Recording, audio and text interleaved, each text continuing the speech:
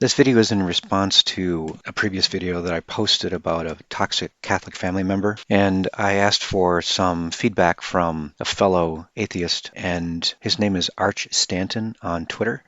Arch was kind enough to take a look at what I had posted and gave his views on what he considered to be toxic behavior from religious people in general. And I want to share his views on what he thinks of this particular situation. Let's get into it.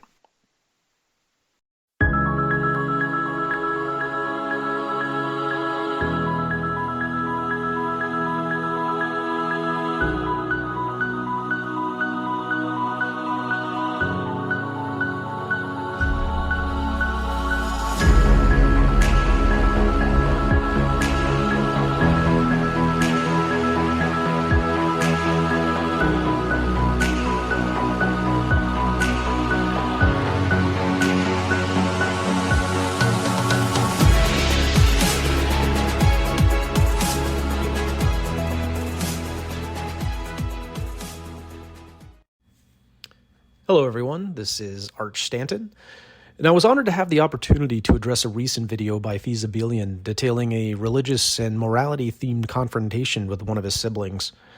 After watching his video, which I do recommend, the theme that stood out to me the most was the divisive potential of religion, especially amongst those with goodwill and good intent. I have no doubt that his sibling meant well, but I dare say most of us have seen this before, a well-intended theist idea that in practice only serves to exclude and demean and possibly even cause permanent division. I know I've seen that before in my life. I do want to preface my reaction to his experience with the context that I do not know Feasibilian personally, and consequently I do not know all of the intricacies of his relationship with this family member. However, I do have a sibling of my own, along with a handful of cousins I grew up close enough with to count as brothers, and I mean that honestly. All of them are somewhere on the atheist spectrum, although admittedly I'm the most vocal, if you believe that. I also have several brothers-in-law, all of whom are somewhere on the theism spectrum, and while I get along with all of them, I mean that sincerely, I confess I don't feel comfortable discussing my atheism with them. I've heard them offer statements before blaming various social situations as a problem specifically of atheism. So, with that context, I'd like to address Feasibilian's interaction while you have the opportunity to view his actual correspondence. The initial interaction began with what I agree is a wholly inappropriate and frankly condescending message in the form of a meme from his sibling, essentially condemning the living arrangements of Feasibilian's child with their chosen partner.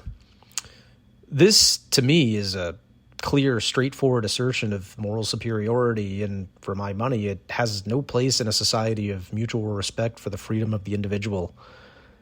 I think we can be honest here and admit that all of us have at least a short list of lifestyles that simply aren't suitable for us. Maybe it's your choice of entertainment, foods, or I don't know, the location where you choose to live. I can tell you I'm more of a city guy and my sibling is very much a rural person, but to be honest, I think that's kind of a strength in the relationship. We get to experience each other's differences while still having a lot in common and getting to share those differences, while we have time with each other. But maybe it's music or other social activities or even your style of dialogue, just the way you talk. The point here is that there are things from any of those topics that dictate what you do and who your friends are, and likely some from each that simply don't appeal to you and likewise dictate who your friends aren't. And that's okay. It makes you who you are.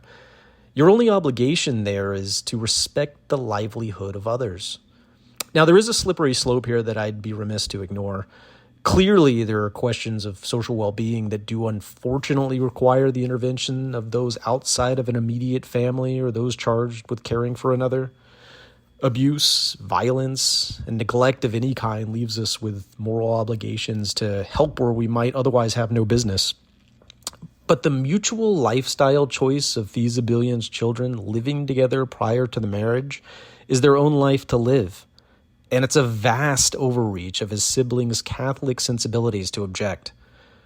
It is not your, nor mine, nor anybody's right to object to the mutual relationships of another. And if you do, you should ask yourself why they shouldn't be able to choose their own path. As they messaged back and forth, I surprisingly found communication to be the biggest hurdle in their conversation. And, I don't know, perhaps that's unsurprising. This might actually be where my own bias comes in. I have a very open line of communication with my own sibling. I communicate with him on what seems like a near daily basis. But then again, my wife has very antagonistic relationships with her siblings, so that's how I know that these family relationships aren't always as close as I'm often accustomed to. But the lack of accepting an offer for verbal communication to resolve their objection struck me as the same type of dismissive behavior I associate with, frankly, internet trolls who have absolutely no intention to listen. And there is a second key problem. Text can easily be misinterpreted or injected with tone that it wasn't written with. I've often found that people tend to read messages with more negativity than they're ever written with, inserting sarcastic and condescending tones completely of their own accord.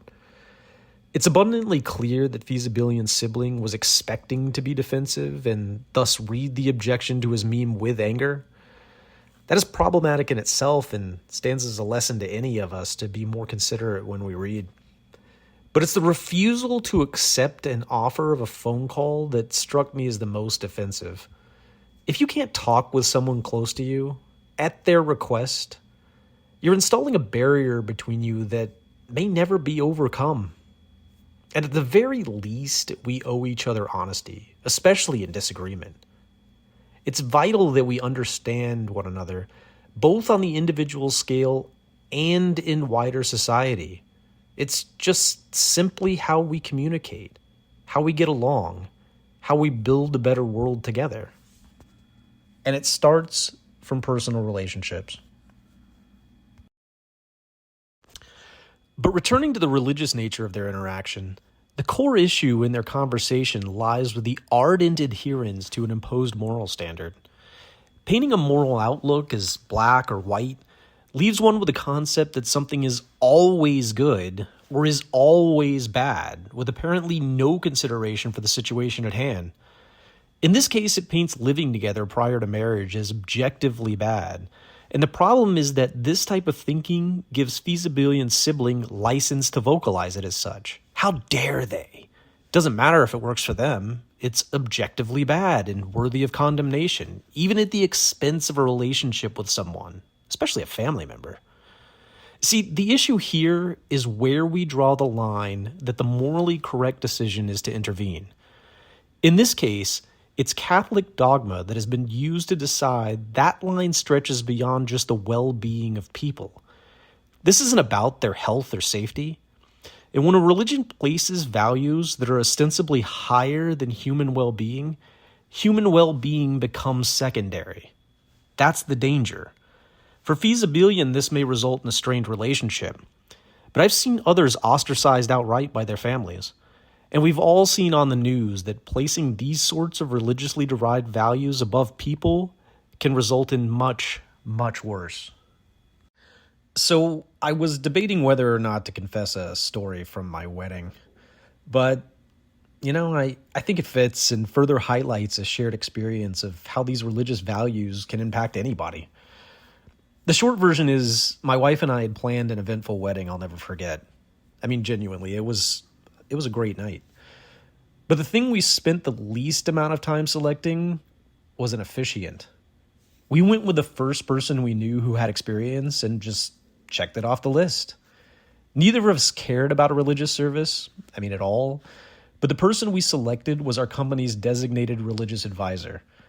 I don't know. I don't remember his exact title. He showed up to work once a month to pray with anybody who would listen. A nice guy, of course, but during the actual ceremony, he out of nowhere put quite the emphasis on women being subservient to their husbands. Now, my family's a good-humored bunch, thankfully, and my wife is an amazing person, genuinely. So this little unfortunate detail instantly became a family joke I'm lovingly teased about to this day. But no, Seriously. This was quite clearly his projection of a perceived family structure as dictated by his religion that he felt obligated to preach to everyone at our wedding. Luckily, the rest of the night was a blast, but I submit that story to tell Feasibillion. I understand where you're coming from.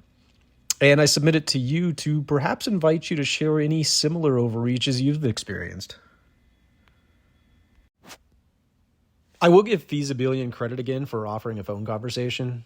And it's unfortunate to say, but in the end, it doesn't appear that any real communication was able to occur between them.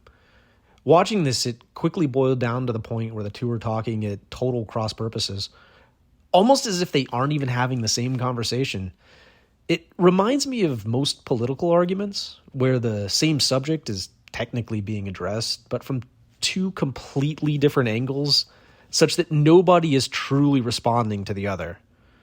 Again, I don't know the history of their relationship any more than what Feasibillion describes, so what I'm about to say is not a critique of what could have or should have happened, but I do think it emphasizes the importance, when in disagreement with someone, to consider what they're actually saying, what their point of emphasis is, and then to speak from that point of view.